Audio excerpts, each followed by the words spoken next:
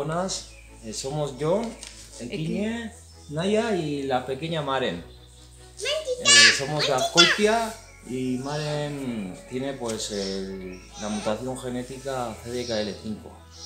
Hola, buenas, somos los padres de Inma, de 2 años y medio, somos de Badajoz y vamos a contaros nuestra historia con la pequeña Isma y la enfermedad CDKL5. ¿Cómo os ha llegado el diagnóstico? ¿Y en qué año? ¿Qué edad tiene Maren?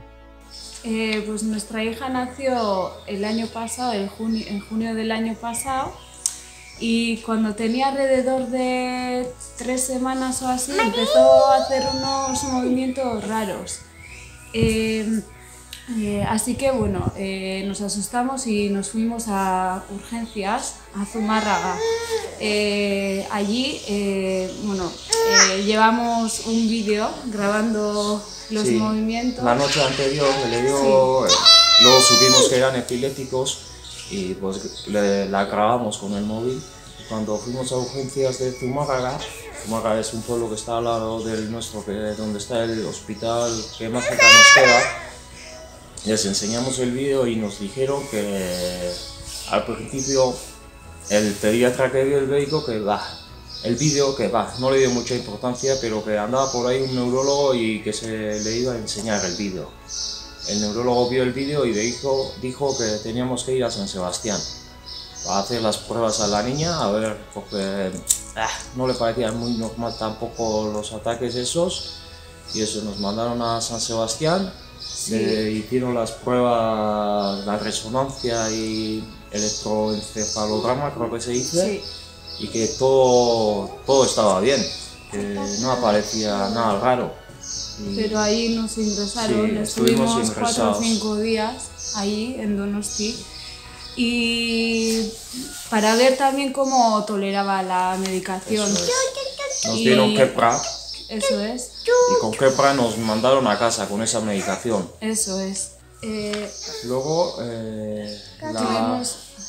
cuando un mes o así, teníamos hora con la neuróloga otra vez, y cuando fuimos ya y miró a la niña, se mosqueó un poco. Eso es. La neuróloga, que la mirada y que no seguía mucho y que quería hacer otra vez más pruebas. Sí. Y nos ingresaron otra vez. Sí, otros 5 días. 5 días o para ahí en San Sebastián. Le hicieron otra vez el electroencefalograma y todo eso, y que todo estaba bien.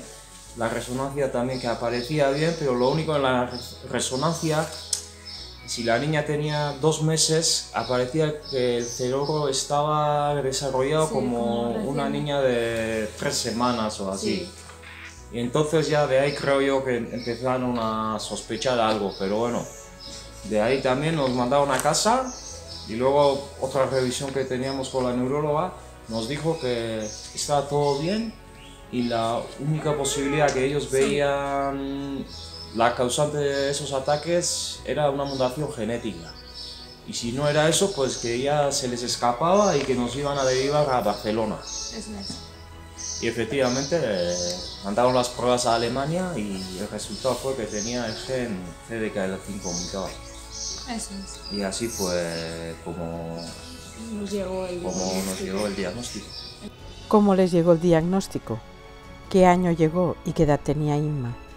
Bueno, pues cuando nació Inma en septiembre de 2018 tenía unos episodios raros. Para ser padre primerizo no teníamos ni idea de lo que significaba eso. A los 2 meses le ingresaron en la UCI, le estuvieron haciendo pruebas analíticas, le dieron medicación, le dieron vitaminas para ver si de alguna manera se podía parar la epilepsia, que era uno de los síntomas, bueno, es uno de los síntomas más importantes y bueno, pues el más importante de la enfermedad. Vieron que no había medicación, ni vitaminas, ni nada que consiguieran pararle esa epilepsia, por lo tanto decidieron pedir un ESOMA, que es un análisis genético. El ESOMA se pidió al final, ella estuvo un mes ingresada, pues lo pidieron al final de mes. Nosotros esperábamos que ese resultado llegara cuanto antes, pero se demoró.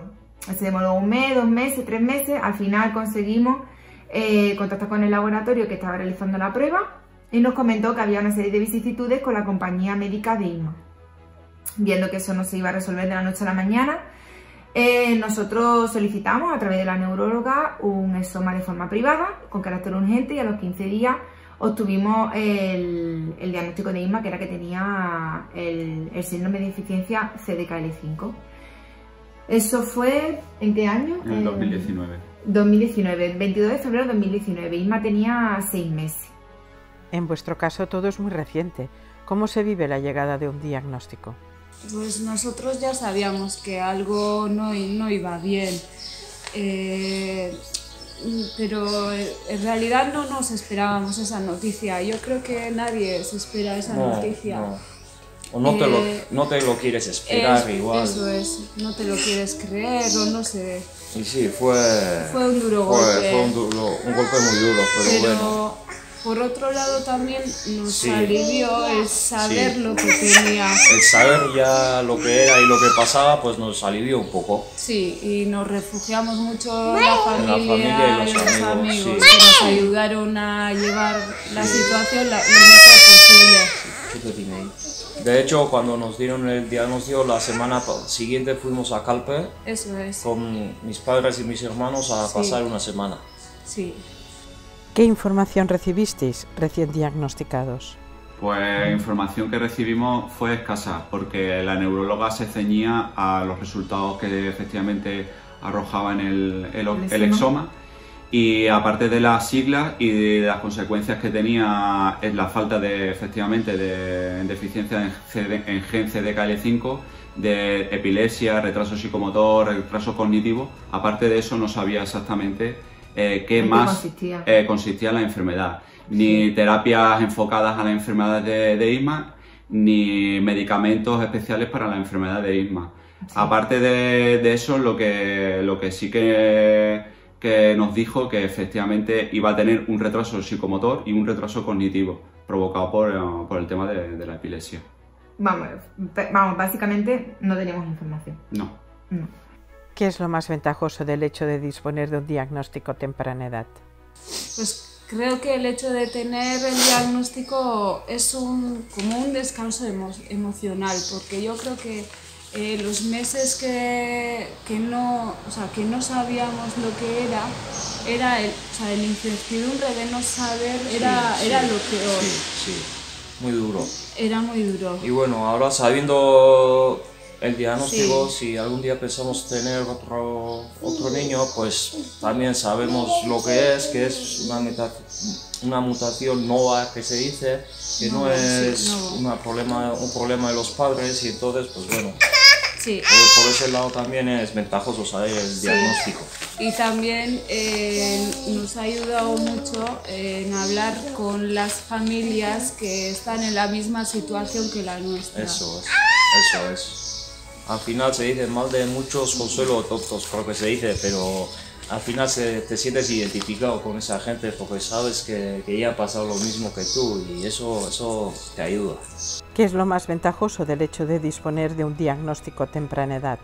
Bueno, pues poder dirigir toda nuestra búsqueda y nuestros esfuerzos hacia un objetivo definido. Es decir, buscar médicos que entiendan o que sepan o que estén formados o que hayan conocido o leído algo de la información de Isma. ¿Para qué? Para que den con los medicamentos más favorables para paliar sobre todo la epilepsia, las terapias que le vengan mejor para su retraso cognitivo y psicomotor. No mezclar tampoco fármacos, porque muchas veces el mezclar un fármaco con otro o varios fármacos a la vez es contraproducente.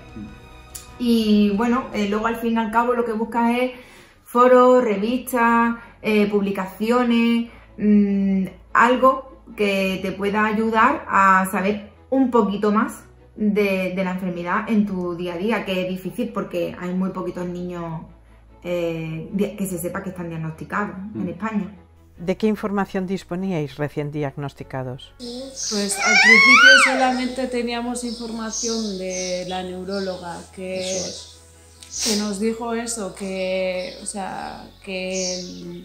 el tratamiento, que era difícil de controlar las epilepsias. Eso es. Y también que el desarrollo no iba a ser como los de eso es, como los otros niños. Su edad. Y luego pues cuando supimos lo que era, pues buscamos en internet y ya en internet había mucho más información. Y también cuando nos hicimos miembros de la asociación también nos hicieron llegar folletos y ya teníamos mucho más información. Sí, porque al final lo que pone en internet, bueno, algunas cosas son ciertas, pero otras cosas mejor ni mirar. Un consejo para familias cuyo objetivo sea la búsqueda de un diagnóstico. ¿Qué vías hay que seguir para conseguir un diagnóstico tan temprana edad? Pues a ver, nosotros como consejo fundamental solicitaríamos en el SOMA. Lo primero, hay muchos niños que debutan con epilepsia, los ingresan como ingresaron a ISMA y bueno, y le dan muchas medicaciones, los tienen muchos días hasta que el niño responde a alguna medicación, si hay suerte. Pero muchas veces el pedir un SOMA a la vez que entra un niño de estas características es más rentable, porque económicamente es más rentable que tener un niño ingresado dándole un montón de medicación y probando distintos fármacos, y la realidad es que es lo último que se hace. Claro, nosotros lo que pretendemos explicando nuestro testimonio es que se dé la vuelta, por así decirlo, en las pruebas, en la concatenación de las pruebas que se le hacen a nuestros pequeños, para que el SOMA, que es la prueba genética, que es lo que se hace al final del proceso, se inicie al principio mientras se concatenan efectivamente la sucesión de pruebas, pero que sea una de las primeras. Sí. Tenemos en la asociación casos que a lo mejor han sido diagnosticados niños con edad tardía de unos 15, 16 años, si no recuerdo mal, 13, 16, sí, mucha edad. Entonces, pensamos que si efectivamente cuando empiezan a debutar con tan temprana edad en los ataques epilépticos y demás, pues darle la vuelta y en vez de ser una de las últimas pruebas, si se llega a esa prueba, que se hagan de las primeras pruebas. Sí, porque hay veces que dan con una medicación, ese niño debuta con epilepsia, dan con una medicación, y al final se controla la epilepsia y se trata al niño como que tiene epilepsia, y que a lo mejor el retraso que tiene a nivel psicomotor o cognitivo es provocado por los ataques epilépticos, por las crisis epilépticas. Entonces ese niño se va a su casa con sus padres con una medicación sin epilepsia, pero a lo mejor tiene una enfermedad, que no tiene por qué ser CDKL5, puede ser otra cualquiera, y no sabe realmente lo que le pasa. No le han puesto nombre al diagnóstico. Sí, no le han puesto nombre, simplemente pues tiene epilepsia. Y entonces la epilepsia no es una enfermedad, es un trastorno neurológico, o si lo queremos llamar, un síntoma que da la cara de muchas enfermedades, pero no es una enfermedad. ¿Cómo supisteis de la asociación y cuál fue la acogida en ella? Pues nos dijo la neuróloga que ella tiene otro paciente con también CDKL5, que es un niño, y que no estaba segura, pero creía que ya había una asociación. Sí, mediante la neuróloga. A nivel nacional, sí. Nos informó la neuróloga Ichazo Martí, y mediante ella. Y luego buscamos información en internet. Y yo creo que es lo mejor que hemos hecho hasta ahora, o sea, desde el principio el trato ha sido inmejorable y nos han ayudado mucho, nos hemos sentido apoyados en todos los aspectos. Así que bueno, yo y bueno, nosotros animamos a todas las familias, las nuevas familias que tengan el mismo diagnóstico que nosotros, o sea que Maren pues a ponerse en contacto con la asociación y que entre todos pues luchemos para darles a nuestros niños pues la mayor calidad de vida. Y por último, ¿cómo supo de la asociación y su acogida en ella? Bueno, pues tras recibir el diagnóstico nosotros nos pusimos a buscar en redes sociales, preguntando a médicos, neurólogos, pediatras, terapeutas, pero era muy difícil encontrar a alguien que hubiera escuchado las siglas CDKL5, información había poca. Y fue a través de las redes sociales, de Instagram, que yo utilicé el hashtag CDKL5 y encontré una mamá que pertenece a la asociación que ella publicaba fotos de su niña y ponía siempre el hashtag CDKL5. Yo contacté con ella me dijo que había una asociación, que era un grupo de padres y nos pusieron en contacto con ellos y desde ese día hasta el día de hoy estamos dentro. Ventajas, muchas. Yo siempre digo que la asociación es como una biblioteca CDKL5. ¿Por qué? Porque cada niño es distinto, cada padre tiene para escribir un libro, porque los hay más mayores y más pequeños, ningún niño es igual, no hay ningún tratamiento igual para cada niño responde a un mismo medicamento de diferente manera, y luego las mamás y los papás nos ayudamos mucho pues con cosas cotidianas como ¿qué le das para dormir? O ¿cómo hago para esta mala conducta? O ¿cómo puedo hacer...? ¿Qué modelos de silla? De carritos. De carritos también. Sí, o los prebióticos, los probióticos, o por ejemplo para el baño, porque Isma va creciendo y bueno, al principio te puedes apañar con las cositas de bebé, pero luego ya va creciendo y bueno, el moverla no es tan fácil, pues ellos nos ayudan, o los saquitos de invierno para el carro. Sí. Pues mira, yo lo hago de forma manual, pues yo lo compro de esta marca. Entonces... Perdona que te interrumpa. Lo bueno que tiene la asociación es que tiene desde niños muy chiquititos, desde bebés, hasta niños muy grandes. Entonces el espectro que tiene, tanto por los rangos de edad y demás, y de las necesidades que tienen los niños en diferentes rangos de edad, pues son diferentes. Y entonces la asociación te ayuda a mitigar el día a día de lo que estábamos diciendo, de una silla para sentar a un bebé, un cambiador para cambiar a un niño de 5 años, de 6 años, para bañarlos y demás. Y entonces desde ese punto de vista la asociación también es muy... Los papás tienen más experiencia. Pues nosotros, Isma tiene 2 años y medio y hay papás de niños mucho más mayores, entonces pues nos ayuda muchísimo. Nosotros estamos muy contentos de estar en la asociación. Y bueno, esperamos que nuestro testimonio sirva para otros papás y otras mamás que estén en nuestra misma situación, ya sea con esta enfermedad o con otra distinta, pero bueno, pues mandamos mucho ánimo y que se rodeen de gente, que es lo importante, que no estén solos y mucha fuerza.